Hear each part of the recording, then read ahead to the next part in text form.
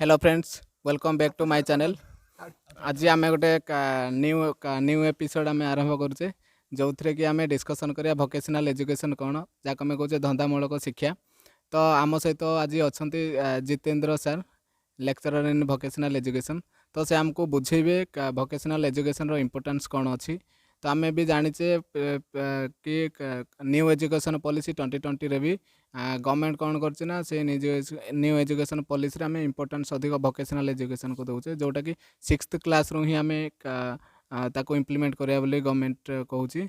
तो तार इम्पोर्टेंस कौन अच्छी टी आमको जितेंद्र सर बुझेबे वोकेशनल एजुकेशन स्कोप कौन कौन अच्छी से आमको जितेंद्र सर बुझेबे। Sir welcome to sir. Thank you Dilip sir.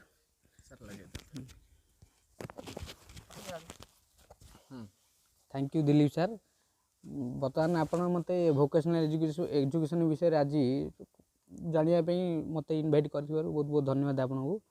बर्तमान देश में वोकेशनल एजुकेशन बहुत गुरुत्वपूर्ण।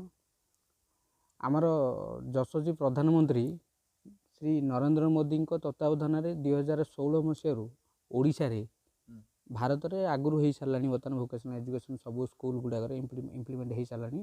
बर्तमान ओडिशा 2016 मसीह विभिन्न स्कूल एवं हायर सेकेंडरी स्कूल गुड़ाक वोकेशनल एजुकेशन चलुची। आमर नरेंद्र मोदी यहाँ गोटे हूँ ड्रीम प्रोजेक्ट।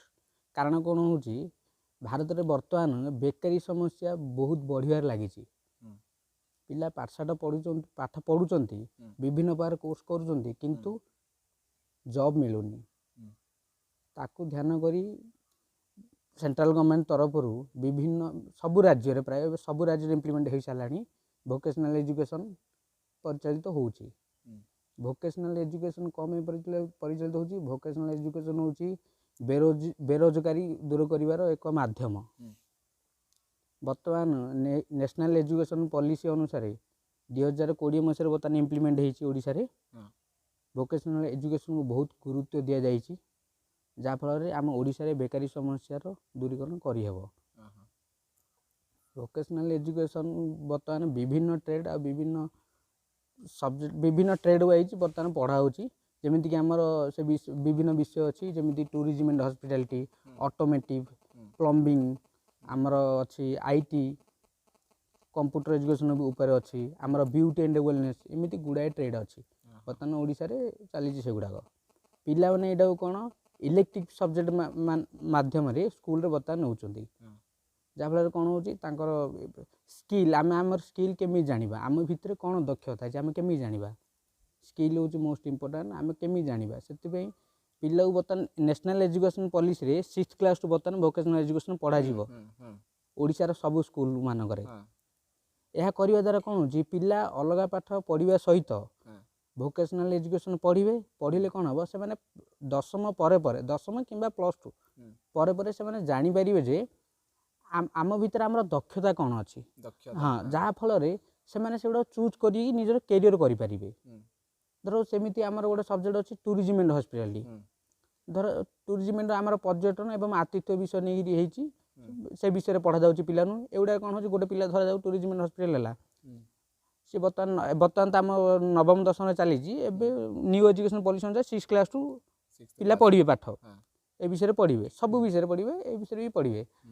बर्तमान कौन हो पिला टूरिज्म एंड हॉस्पिटल नेला गोटे पिला जो tourism and hospital 9th class now 9th सी नेला तार फंडामेंटाल क्लीयर हम टोटाल जानिबो ए ट्रेडटा कौन ए सेक्टरटा कौन ए सेक्टरटा नेला आमर कौन लाभ हम मुझे कौन मोर प्रॉफिट हम पिला निजे जान 9th पढ़ो कि जान 10th भी से सब्जेक्टा सी नहीं सी 10th सरला आमर +2 जो हायर सेकेंडरी स्कूल उच्च माध्यमिक स्कूल गुड़ार बर्तमान विद्यालय गुड़ार अच्छी से भी आमर ये सब्जेक्ट गुड़ा सब अच्छी से सी चूज कर नेला कौन हम पिला सब्जेक्ट नेला धरा जाऊ से सब्जेक्ट बहुत आग्रह लगे भल लगे ए सब्जेक्ट किसी नुआ जिन शिक्षा मिलूँ आ पिला जदि इंटरेस्ट दे सब्जेक्ट नेला पाठ कंप्लीट कला सी जदि भल लगुच भल तो निश्चय लगे कारण एगुड़ा हूँ स्किल गुड़ा ये शिक्षा माध्यम गोटे जिन शिखे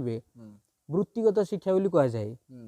वृत्तिगत शिक्षा माने जहाँ प्राक्टिकली पिला से गुड़ा पाठ पढ़े ଜାଣିବେ, କ୍ଲାସ୍ ରୁମ୍ରେ ପ୍ରାକ୍ଟିକାଲି ବିଷୟରେ ଶିଖିବେ ଏଗୁଡ଼ା ସବୁ। ଯାହାଫଳରେ କ'ଣ ହେବ, ଧରାଯାଉ ଏ ବିଷୟରେ ଟୁରିଜିମ୍ ହସ୍ପିଟାଲିଟି କ୍ଷେତ୍ରରେ ଗୋଟେ ପିଲା କ୍ୟାରିୟର କରିବ, ସେ ନିଜ ଭବିଷ୍ୟତ କରିବା ପାଇଁ ଇଚ୍ଛା କରିବ, କେମିତି କ'ଣ କରିବ?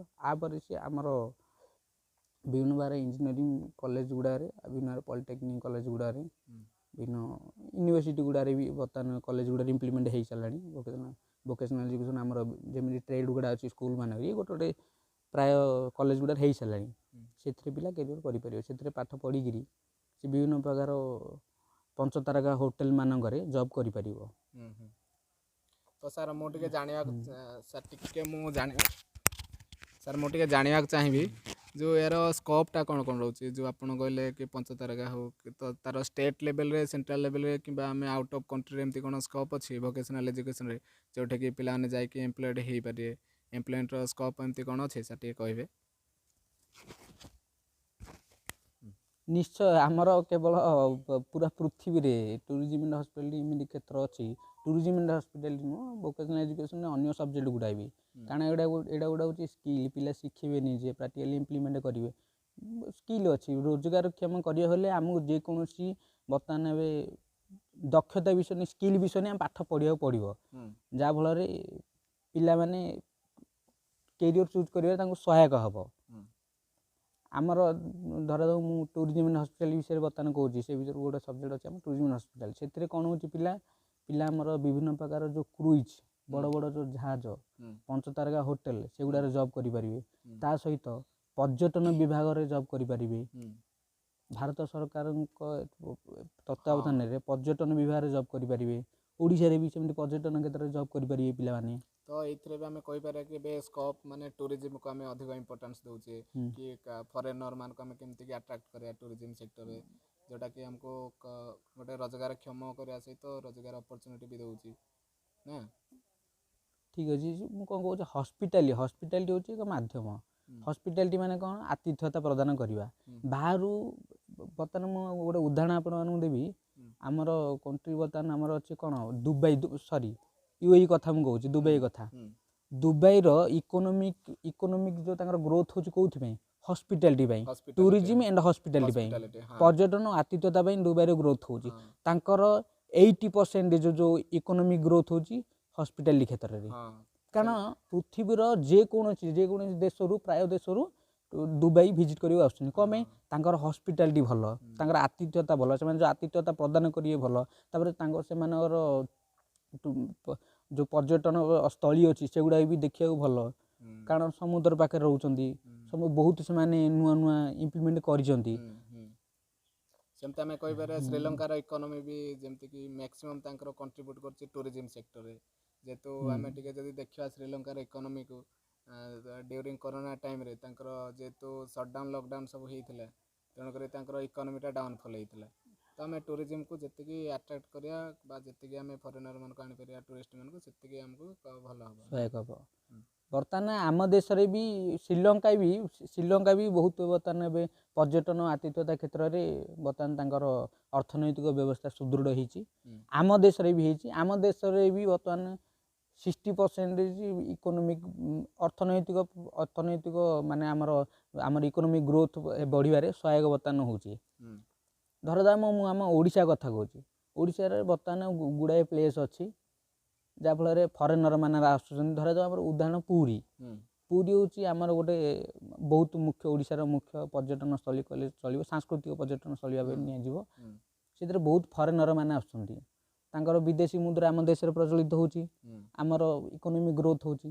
ସେଥିପାଇଁ ମୁଁ ପିଲାମାନଙ୍କୁ ଏଇ କ୍ଷେତ୍ରରେ ଟୁରିଜିମ୍ ଆଣ୍ଡ ହସ୍ପିଟାଲିଟି କ୍ଷେତ୍ରରେ କ୍ୟାରିୟର କରିବା ପାଇଁ ମୁଁ ଆହ୍ୱାନ ଦେଉଛି। ସାର୍ ଅନ୍ୟ ଗୁଡ଼ାକ ଯେଉଁ ଟ୍ରେଡ୍ ରହିଲା ସେ ବିଷୟରେ ଟିକେ ଆମକୁ କହିବେ ତ, ଯେମିତିକି ଫିଟର ବି ଫିଟର ତ ନୁହଁ, ଅଟୋମୋଟିଭ୍, ଆଉ କ'ଣ କ'ଣ sir automotive, beauty and wellness, ଆହୁରି ଆମର ପ୍ଲମ୍ବିଂ ଅଛି, ITS ଅଛି।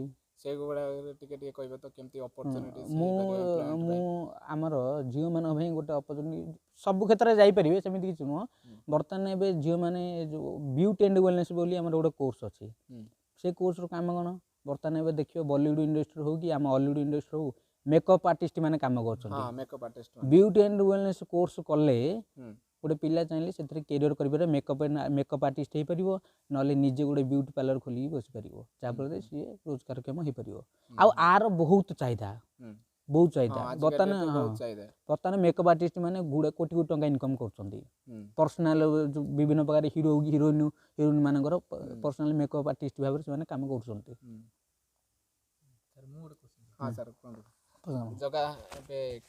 जगा सार कौन डाउट अच्छी से गोटे क्वेश्चन पचारे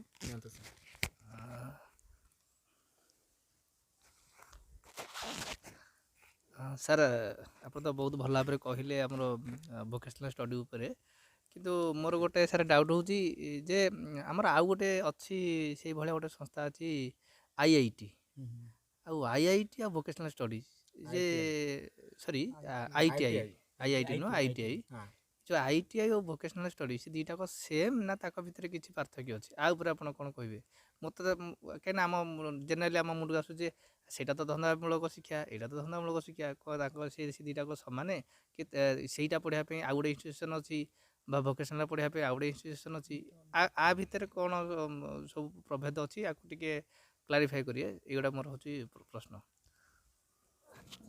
बहुत सुंदर प्रश्न जगा सार पचार जहाँकि बहुत गुरुत्वपूर्ण प्रश्न एथरे कौन होची आमर बर्तमान आईटीआई पिला अच्छे आईटीआई भी पिलाने पढ़ुं किसी डिफरेंट नहीं पूरा सेम कारण आमर भी वृत्तिगत शिक्षा सेटा भी वृत्तिगत शिक्षा खाली से माने इंस्टीट्यूशन अलग है जमी पॉलिटेक्निक कॉलेज अच्छी सेटा भी वृत्तिगत शिक्षा किसी अलग नुहे सेटा भी वृत्तिगत शिक्षा केवल इंस्टीट्यूशन अलग है आमर भी सब्जेक्ट गुड़ा इंस्टीट्यूशन नहीं बर्तमान किसी ओडिशा रे किसी भी अच्छी बर्तमान स्कूल सॉरी +2 कॉलेज गुड़ा अच्छी केवल +2 कॉलेज से गुड़ा केवल वोकेशनल एजुकेशन भी अच्छी गवर्नमेंट तरफ वोकेशनल एजुकेशन केवल वोकेशनल एजुकेशन कॉलेज अच्छी से पिला चाहिए पाठ पढ़ी पार आमर यहाँ हूँ पिला कौन हो प्राक्टिकली पिला शिखे जानवे निजे से विषय देखिए देखिले कौन हम हाँ प्राक्टिकल नॉलेजटा बढ़िया जहाँद्वारा कौन हम कैरियर बढ़िया सहायता हम प्रैक्टिकल एक्सपीरियंस नॉलेज स्किल को तांकर इंप्रूव हो सर आउ गोटे क्वेश्चन थिला जे जिते गोटे पिलाटी कौ समय जो वोकेशनल स्टडी पढ़ी पारे धर तार 10वीं सरीगला आउ सी केमिति आवार हम ये गोटे स्टडी अच्छी किए मैंने कौट से इन्स्पायर हम ये विषय जब तार आग्रह अच्छी वोकेशनल स्टडी नापी ताले से क्या परामर्श करवा उचित जे से गोटे माने प्रकृत गाइडेंस पाइपर आप विषय कौन कहे बहुत भल प्रश्न जगह सार पचार पिला गोटे पिला धरा जाऊ मु आगु कही बर्तमान कि समय पूर्व 6th क्लास टू बर्तमान वोकेशनल एजुकेशन विभिन्न प्रकार ट्रेड अच्छी से ट्रेड जेको ट्रेड भी तार इच्छा अनुसार तो मनपसंद ट्रेड पढ़ो पढ़ले कौन हम सी ऑटोमेटिक +2 पढ़ल सी जानदेव जे मु कैरियर कौन करी धरा जाऊ सी अलग सब्जेक्ट जमी आमर अच्छी +2 पर्यटन गोटे पिला पढ़ला तापर से अनर्स नहीं विभिन्न डिग्री कॉलेज हो कि ऑटोनोमस कॉलेज मान पढ़ुं से देखिए बर्तमान एथरे कौन कंपटीशन बहुत अधिक है ना वोकेशनल एजुकेशन आम डिग्री कॉलेज बहुत कंपटीशन है पिला टोटाली अवेयरनेस नहीं वोकेशनल एजुकेशन प्रति अवेयरनेस नहीं बर्तमान अवेयरनेस धीरे धीरे हेल्ले बापा माँ भी सचेतन हेल्ले गवर्नमेंट तो सचेतन होती भी अवेयरनेस करने कहुँ बर्तमान जानिले पिलाने एप्रति से आग्रह बढ़ला से कौन बर्तमान पिला कौन हो +3 गुड़ा कर बहुत माने से माने +3 कलापर कि चूज करना कौन करी कौन ना कि भाभी पारना +2 जदि आमर धरा जाऊ 9म 10म आउ एकादश द्वादश जदि पिला आमर जेकोसी वोकेशनल सब्जेक्ट चूज कर पाठ पढ़ी से विषय जानी ताहले एथरे से कैरियर करि परिबो कारण से निजे जानी परिबो जे मु बर्तमान मु किछि शिखी +2 पढ़ला समय कि 10म पढ़ला समय किछि शिखी एथरे मु कैरियर करियो चाहूची से का सहित परामर्श नब से बर्तमान जो अच्छा टीचर माने जो माने पाखर पढ़ी दिले से मान सहित से कथबार्ता हम तांको सहित परामर्श नब परामर्श नहीं से आग को बढ़ी पारिबो तापर से सार माने मु तो बर्तमान आमर बर्तमान उदाहरण दे मु आमर 2टा झियो बर्तमान थिले से माने +2 रे नहीं थिले बर्तमान सब्जेक्ट से 2टा झियो बर्तमान आमर पुणे आ मुंबई रे बर्तमान 5 तारका होटल गुड़ा रे जॉब पाई बर्तमान से माने अच्छी आपरे स्वतंत्र कोर्स करी सर आ गोटे कथा होची जे जेमिति हमर बे दैनंदिन जीवन देखा जाउची ଯେ ପିଲା ମାନଙ୍କର ଆମର ଯେଉଁ ପ୍ରଚଳିତ ଅଛି ଯେଉଁ ସିଲାବସ୍ ଅଛି ଯେଉଁ କୋର୍ସ ନେଇକି ସେ ଗୋଟେ ଡିଗ୍ରୀ ପାଇଯାଉଛନ୍ତି ଆରାମସେ ଗୋଟେ BA ଡିଗ୍ରୀ ପାଇଯାଉଛନ୍ତି ବା BCom ଡିଗ୍ରୀ BSc ଡିଗ୍ରୀ ସେ ପାଉଛନ୍ତି ଗ୍ରାଜୁଏଟ୍ ହେଇଯାଉଛନ୍ତି। କିନ୍ତୁ କ'ଣ ହେଉଛି ନା ଏଠି ଆମର ବେକାରୀ ସମସ୍ୟା ବଢ଼ି ଚାଲିଛି କାହିଁକି ନା ତାଙ୍କର ସେଇ ଯେଉଁ ନଲେଜଟାର କିଛି ପ୍ରାକ୍ଟିକାଲିଟି କିଛି ନାହିଁ ସେ ଜଷ୍ଟ ଖାଲି ଗୋଟେ ଡିଗ୍ରୀ ପାଇଗଲେ କିନ୍ତୁ ତାର କିଛି ଇମ୍ପ୍ଲିମେଣ୍ଟେସନ୍ ହେଲାନି କି ଚାକିରି ଫାକିରି ହେଲାନି ସେ କ'ଣ ହେଲା ନା ବେକାରୀ ସମସ୍ୟା ଦିନକୁ ଦିନ ବଢ଼ୁଛି ଯେଉଁଟା ଶିକ୍ଷିତ ବେକାରୀ ସଂଖ୍ୟା ଆମର ଭାରତରେ ହେଉ ବା ଓଡ଼ିଶାରେ ହେଉ ତାର ବୃଦ୍ଧି ବଢ଼ିବାରେ ଲାଗିଛି। ତାହେଲେ ଆମେ କହିପାରିବା କି ସାର୍ ଯେ ଧନ୍ଦାମୂଳକ ଶିକ୍ଷା ଗୋଟେ ବିକଳ୍ପ ଦେବ ସେମାନଙ୍କୁ ନିଯୁକ୍ତି ପାଇଁ ଆପଣ ଆ ଉପରେ କ'ଣ କହିବେ ଯେ ଏଇଟା ଗୋଟେ ହେଇପାରିବ ଗୋଟେ ବିକଳ୍ପ ହେଇପାରିବ ବା ଆମର ଯେଉଁ ଶିକ୍ଷିତ ବେକାରୀ ଅଛନ୍ତି ତାକୁ ନିଯୁକ୍ତି ଦେବା ପାଇଁ ଗୋଟେ ବଡ଼ ସୁଯୋଗ ହେଇପାରିବ ତାଙ୍କ ପାଇଁ କ'ଣ ସାର୍ ଆପଣଙ୍କର ମତ ଉପରେ ରହିବ? ବହୁତ ଭଲ କ୍ୱେଶ୍ଚିନ୍ ଥିଲା ଜଗା ସାର୍। 100% ପୁରା 100% ସମ୍ଭାବ୍ୟ ଏମାନେ ଜବ୍ ପାଇପାରିବେ ଏଥିରେ କୋର୍ସ ନେବା ଦ୍ୱାରା ସେମାନେ ନିଶ୍ଚୟ ଜବ୍ ପାଇପାରିବେ। ଆଉ ସେଥିପାଇଁ ଭାରତର ଯଶସ୍ୱୀ ପ୍ରଧାନମନ୍ତ୍ରୀ ନରେନ୍ଦ୍ର ମୋଦି ଏଇ ସବଜେକ୍ଟକୁ ତାଙ୍କର ଡ୍ରିମ୍ ପ୍ରୋଜେକ୍ଟ ଭାବେ ଇମ୍ପ୍ଲିମେଣ୍ଟ କରିଛନ୍ତି ପୁରା ଭାରତ ବର୍ଷରେ।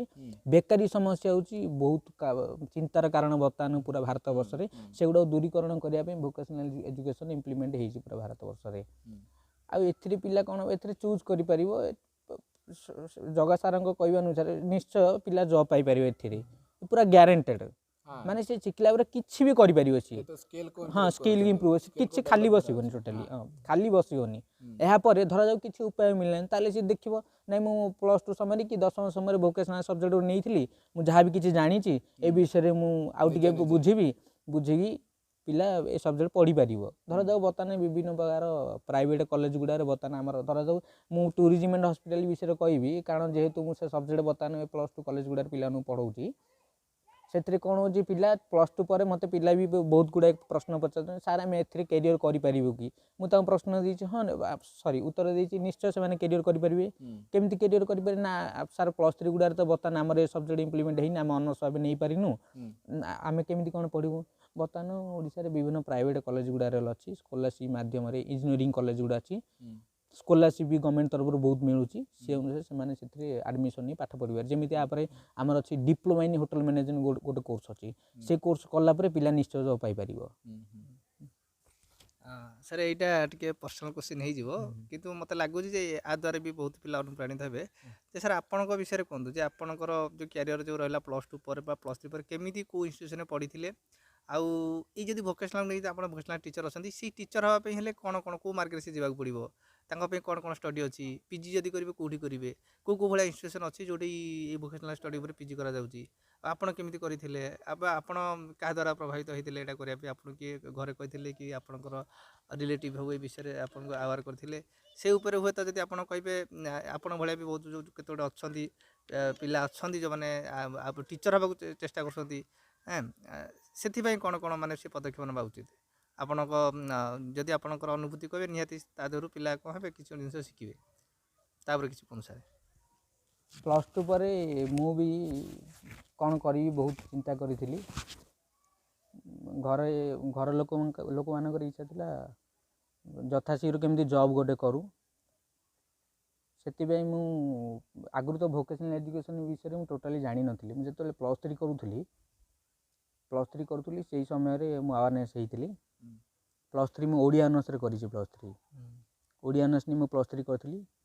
ତାପରେ ଖଲିକୋଟ କଲେଜରେ କରିଥିଲି ଆମର ବ୍ରହ୍ମପୁର ଖଲିକୋଟ କଲେଜରେ କରିଥିଲି ଖଲିକୋଟ ଅଟୋନମସ୍ କଲେଜରେ କରିଥିଲି।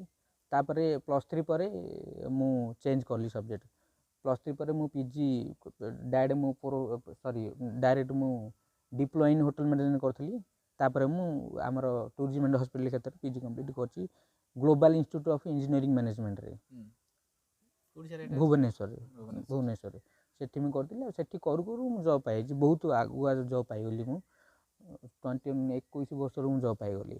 ଭୋକେସନାଲ୍ ଏଜୁକେସନ୍ ଓ ଗ୍ରାଜୁଏସନ୍ ଜଷ୍ଟ କମ୍ପ୍ଲିଟ୍ ପରେ diploma in hotel management with ଆମର ତ MA THM ବି କୁହାଯିବ master of arts tourism and hospitality management ନହେଲେ post graduation in diploma in hotel management ଏ କୋର୍ସ କରିକି ମୁଁ ଯଥାଶୀଘ୍ର ଜବ୍ ପାଇଗଲି।